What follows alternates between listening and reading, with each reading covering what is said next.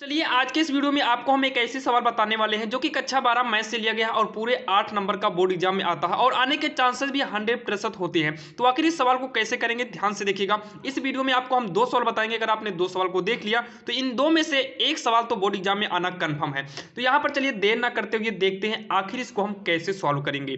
तो जब भी ऐसे सवाल आपको बोर्ड एग्जाम में आए तो सबसे पहले यहाँ पर लिखना माना। क्या लिखेंगे? माना आई बराबर, आई से होता है इंटीग्रल, तो आई बराबर हो गया इंटीग्रल 0 से लेकर पाई बाई 2। और यही सवाल को आपको नोट करना होगा। साइन की पावर 4 यक्स है, साइन की पावर में कितना है 4 यक्स प्लस का कॉस की पावर 4 यक्स और dx लगा है। इस सवाल को नोट करते ही यहां पर आप मान लेना समीकरण 1। अब इसके बाद आपको यूज करना होगा प्रगुण 4 का। लेकिन कैसे पहचान में आएगा कि हम प्रगुण 4 ही इस्तेमाल करेंगे? जब आपको साइन ऊपर मतलब जो यहां पर है सेम यही नीचे भी दिखाई दे और सेम इसी के साइन का है तो कॉस यहां पर भी दिखाई दे, मतलब सीधा आप पावर से अंदाजा लगा सकते हैं। ऐसे आपको मिल जाए तो सीधा आप प्रगुण 4 इस्तेमाल करिएगा, प्रगुण 4 से। और मान लीजिए बाई चांस यहाँ पर टैन टैन कॉट दे तब भी आपको प्रगुण 4 का ही इस्तेमाल करना होगा। अब यहाँ प्रगुण 4 का इस्तेमाल करेंगे कैसे? तो यहाँ देखिए आई बराबर इंटीग्रल 0 से लेकर पाई बाई 2। और जब भी हम प्रगुण 4 का इस्तेमाल करेंगे तो साइन 4 रहने दो, जहाँ पर यक्स है यहीं पर लिख देते हैं प्रगुण 4 से।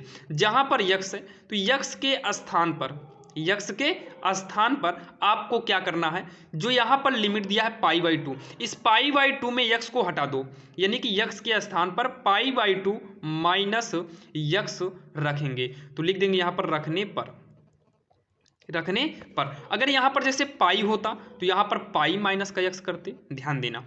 तो साइन की पावर 4, यहाँ पर देखिए यक्स के स्थान पे कितना यूज करेंगे पाई बाई 2 माइनस का यक्स अपान में साइन की पावर 4 इंटू में, जहाँ पर ये आधार जो है यक्स ये हो जाएगा पाई बाई 2 माइनस का यक्स प्लस का कॉस की पावर 4 लिख देंगे और यहाँ पर पाई बाई 2 माइनस का यक्स कर देंगे और यहाँ पर dx लगा देंगे। इतना तो आपके समझ में आ गया होगा। इसके बाद क्या करना है? इसके बाद आई बराबर इंटीग्रल 0 से लेकर पाई बाई 2।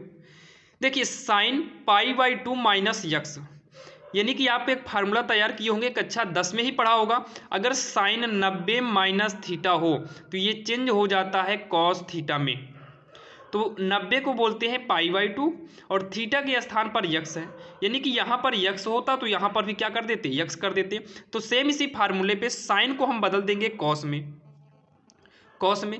और पावर 4 है तो पावर को ऐसे रहने दो, जहाँ पर थीटा के हिसाब से थीटा था यहाँ पर यक्स है तो यहाँ पर यक्स करेंगे अपान में सेम ऐसे ये वाला भी साइन से कॉस में चला जाएगा प्लस में। ये जो कॉस में है ये इसी का उल्टा होता, अगर कॉस यहाँ पर होता तो साइन इधर होता। इसका मतलब यहाँ पर क्या हो जाएगा, कॉस है पाई बाई 2 माइनस यक्स है तो ये हो जाएगा साइन की पावर 4 और यहाँ पर यक्स dx करना और तुरंत आप समीकरण 2 मान लीजिएगा। अब इतना करने के बाद आपको समीकरण 1 और समीकरण 2 को जोड़ना होगा। तो ध्यान से देखिएगा, अगर हम समीकरण 1 व समीकरण 2 को जोड़ेंगे तो यहां पर लिखना होगा समीकरण 1 व समीकरण 2 को जोड़ने पर, जोड़ने पर। अब उसके बाद इसको हम चलिए जोड़ते हैं। तो यहां पर देखिए आपको थोड़ा थोड़ा यहां पर दिखाई दे रहा है। तो देखिए इक्वल के पहले आई है और यहां पर भी इक्वल के पहले आई है, तो इक्वल के पहले वाला पहले वाले में जोड़ेंगे तो आई में आई को जोड़ेंगे तो 2i हो जाएगा। उसके बाद इसमें का भी इंटीग्रल 0 से पाई बाई 2 है और इसमें का भी इंटीग्रल 0 से पाई बाई 2 है, तो दोनों का इंटीग्रल सेम है तो यहाँ पर इंटीग्रल 0 से लेकर पाई बाई 2 नोट कर लेंगे। अब देखिए इन दोनों को जोड़ना है तो इसको पहले उतार लेते हैं, प्लस में इसको उतार लेते हैं। तो साइन की पावर 4x अपान साइन की पावर 4x प्लस का कॉस की पावर 4x प्लस में ये वाला नोट करेंगे, ये वाला तो कॉस ऊपर है तो कॉस की पावर 4x अपान में। अच्छा आप ये बताइए ये प्लस लगा हुआ है तो आगे पीछे कर सकते हैं, तो यहीं पर आगे पीछे करके हम नोट कर देते हैं साइन की पावर 4x प्लस में कॉस की पावर 4x और एक ब्रैकेट लगाकर जो दोनों में dx था देखिए कॉमन है तो dx को कॉमन यानी कि साइड में कर देते हैं। यहां तक आपके समझ में आ गया होगा। ध्यान दीजिएगा इसको प्लस में है तो आगे पीछे हम कर सकते हैं। अब क्या करेंगे, अब यहाँ पर हो जाएगा 2i इक्वल 0 से लेकर पाई बाई 2, दोनों आधार मैच कर रहा है तो दोनों में से एक हम क्या ले लेंगे, लघुत्तम ले लेंगे। साइन की पावर 4 यक्स प्लस में कॉस की पावर 4 है और यक्स है, तो ये पूरा इस पूरे से कट जाएगा, तो केवल साइन की पावर 4 यक्स बचेगा प्लस में ये पूरा आधार से आधार कह रहे हैं, ये जो हर है इस हर से मैच कर रहा है, तो हर से लघुत्तम में इसमें भाग देंगे, कट जाएगा और यहाँ पर बचेगा कॉस की पावर 4 यक्स, और यहाँ पर ब्रैकेट लगाकर साइड में हम डी एक्स कर देते हैं।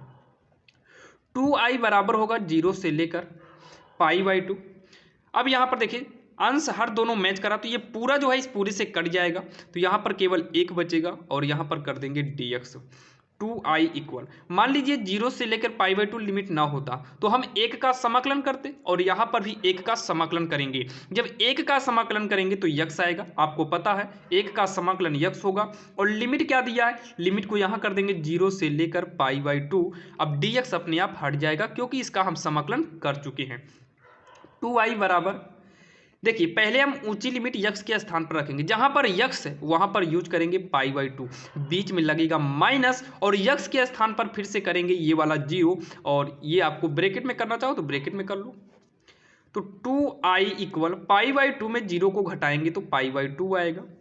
i बराबर 2 को पक्षांतर करेंगे तो पाई, 2 को पक्षांतर करेंगे बटे में आएगा, और पहले से 2 है तो 2 दूनी हो जाएगा 4, यानी कि i बराबर कितना आ गया 4। और आपका आंसर जो आया है, जो देखिए i के स्थान पे कितना आएगा π/4। अगर हम इस i के स्थान पर इस सवाल को नोट करें तो इसके बराबर में कितना आ गया π/4। इसका मतलब जो हमारा आंसर आया वो भी कितना आ गया π/4, और यही हमारा फाइनल आंसर हो जाएगा, जो कि आपने देखा इसको बिल्कुल आसान तरीके से हमने बताने की पूरी कोशिश की और आपके समझ में आया होगा। मान लीजिए बोर्ड में यहाँ पर tan हो जाए, यहाँ पर tan हो जाए, यहाँ पर cot हो जाए, तो आप कंफ्यूज मत होना, टोटल यही नियम करिएगा। जैसे यहाँ पर देखिए साइन से कॉस में चेंज हुआ था, तो यहाँ पर अगर tan होता तो कॉट कर देते, tan होता कॉट कर देते, और कॉट होता तो tan कर देते, और आसानी से जोड़ते और हमारा π/4 ही आंसर आता, और आप शायद कर भी लेंगे। तो चलिए हम देर ना करते हुए देखते हैं इसमें कि दूसरे नंबर जो कि आपने थंबनेल पर देखा था।